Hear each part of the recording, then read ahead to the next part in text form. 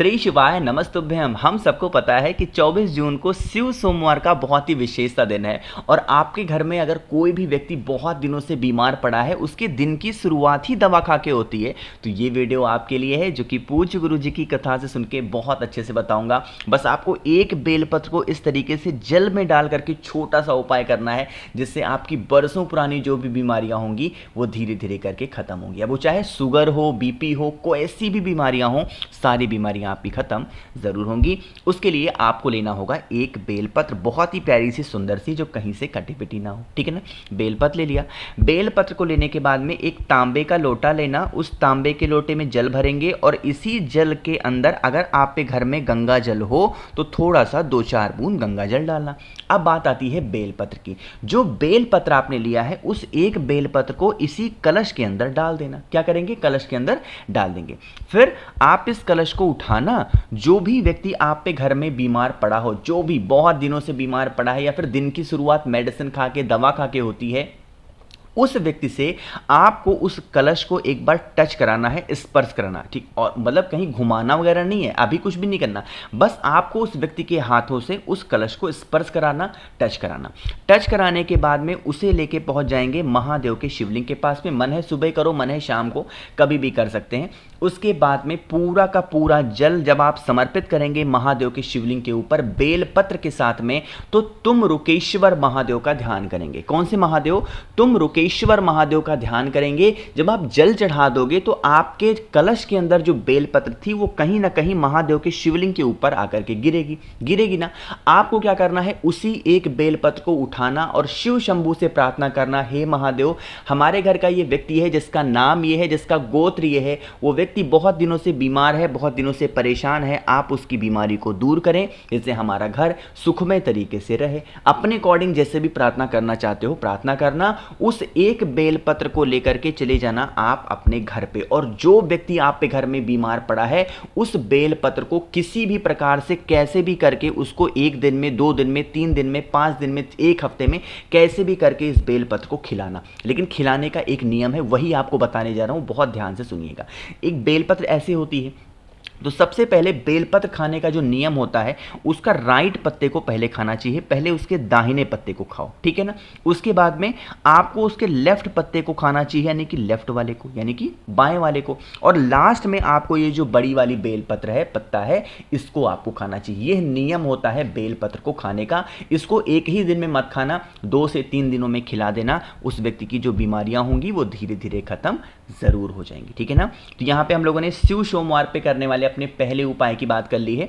आगे बढ़ते हैं अब इस वीडियो के हम लोग अपने दूसरे उपाय की तरफ, जो कि आपके जीवन के किसी भी प्रकार के कैसे भी कष्टों को खत्म करने के लिए बहुत आसान और बहुत ही प्यारा सा उपाय है। समझने की कोशिश करिएगा। यहाँ पे आप सभी के सामने दिख रहा होगा हरा मूंग, अरे दिख रहा है ना। तो आपको क्या करना है? 1 चुटकी हरा मूंग लेना, इससे ज़्यादा लेने की ज़रूरत नहीं है। हरा मूंग ले लिया।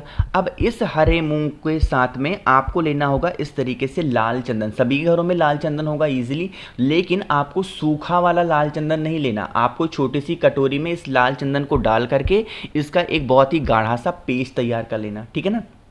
कर लिया।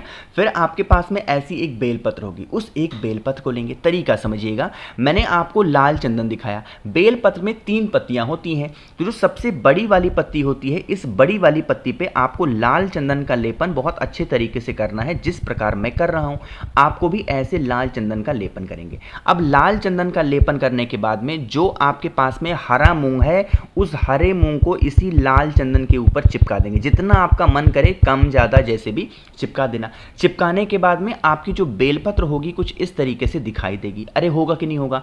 इस बेलपत्र को उठाना, एक तांबे के लोटे में जल भरेंगे। जल आपका अपने घर का होना चाहिए और पहुंच जाना महादेव के शिवलिंग के पास में, और फेस रखेंगे उत्तर दिशा, नॉर्थ डायरेक्शन, है ना।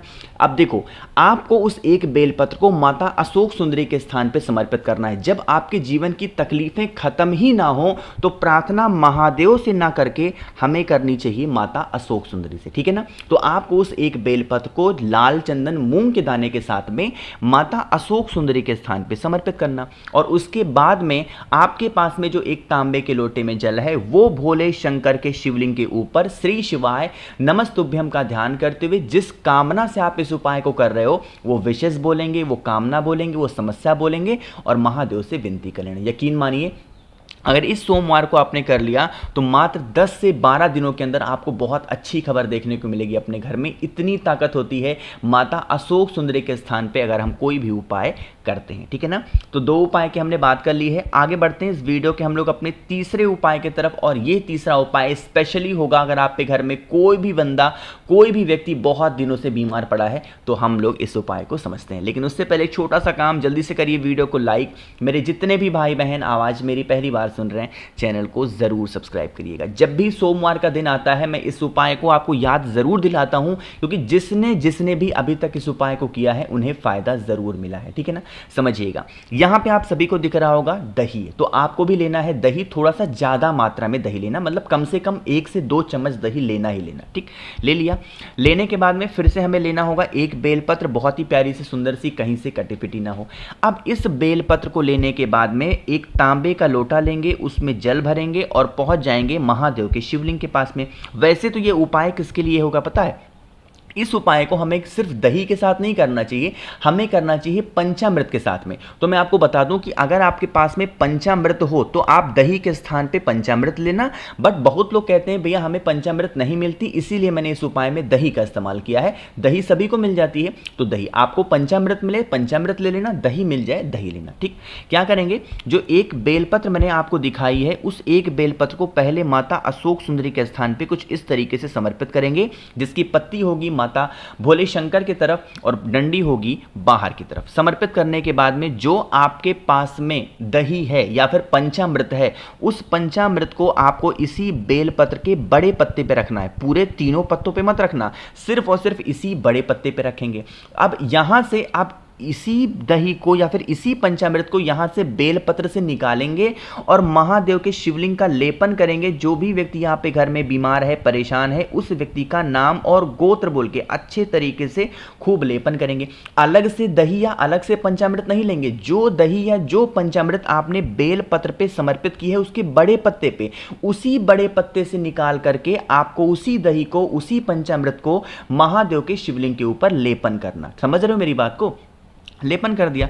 फिर आपको सेम काम करना होगा। 1 लोटा शुद्ध जल तांबे के लोटे से श्री शिवाय नमस्तुभ्यम का जप करके अगर आप महादेव के शिवलिंग के ऊपर समर्पित कर देते हैं तो यकीन मानिए जो भी व्यक्ति आप पे घर में बरसों से बीमार पड़ा है, उसकी दिन की शुरुआत मेडिसिन खा के, दवा खा के होती है, वो इंसान धीरे धीरे करके सुधर जाएगा और उस इंसान की बीमारियां हमेशा के लिए गायब जरूर हो जाएंगी, ठीक है ना। तो 3 हो गए। एक बहुत ही छोटे से और आसान से उपाय की हम लोग बात करते हैं जो कि इस वीडियो का आखिरी उपाय है और यह उपाय होगी आपकी बरसों पुरानी किसी भी प्रकार की कैसी भी इच्छा को पूरी करने के लिए, ठीक है ना। समझने की कोशिश करिएगा।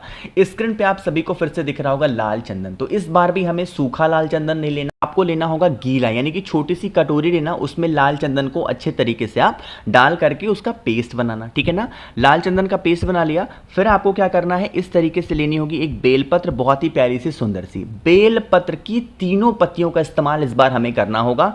क्या करना है, आपके पास में जो लाल चंदन है ना, एक एक बिंदी आपको इन सभी पत्तियों पे लगानी होगी। जैसे मैं लगा रहा हूं इसी तरीके से 3 की तीनों पत्तियों पे लाल चंदन की छोटी छोटी बिंदी लगा देना। थोड़ा सा ज्यादा मात्रा में लगाना, कुछ लोग खाली छुआ देते, नहीं, थोड़ा सा ज्यादा मात्रा में लगाना ताकि पता चले। फिर आप इस बेलपत्र को उठाना और एक तांबे के लोटे में जल भरेंगे अपने घर से और पहुंच जाना महादेव के शिवलिंग के पास में। फेस रखिएगा उत्तर दिशा, नॉर्थ डायरेक्शन, जो आपके पास में बेलपत्र है। अब उस बेलपत्र को माता अशोक सुंदरी के स्थान पे ना समर्पित करके भोले शंकर के शिवलिंग के ठीक ऊपर उस लाल चंदन वाली बेलपत्र को समर्पित करके और अपनी कामना, अपनी विशेष को कहते हुए 1 लोटा शुद्ध जल तांबे के लोटे से श्री शिवाय नमस्तुभ्यम का जप करते हुए अगर आपने अपनी मनोकामना कह के समर्पित कर दिया, सोमवार 3 सोमवार करके देख लीजिए लगातार, आपकी बरसों पुरानी सारी मनोकामना पूरी जरूर हो जाएगी, ठीक है ना। करिएगा जरूर, कोई लोग भूलना किसी को भी नहीं है। तो मैंने कोशिश की आप सभी को बहुत ही अच्छे से प्यार से समझाने की। बाकी वीडियो वीडियो पसंद आई हो तो लाइक करिएगा। कुछ पूछना है, नहीं समझ में आया तो नीचे कमेंट सेक्शन में पूछें। और मेरे जितने भी भाई बहन मेरी आवाज़ आज पहली बार सुन रहे हैं, अचानक से चैनल पे आ गए हैं, तो जल्दी से चैनल को सब्सक्राइब करिएगा। श्री शिवाय नमस्तुभ्यम।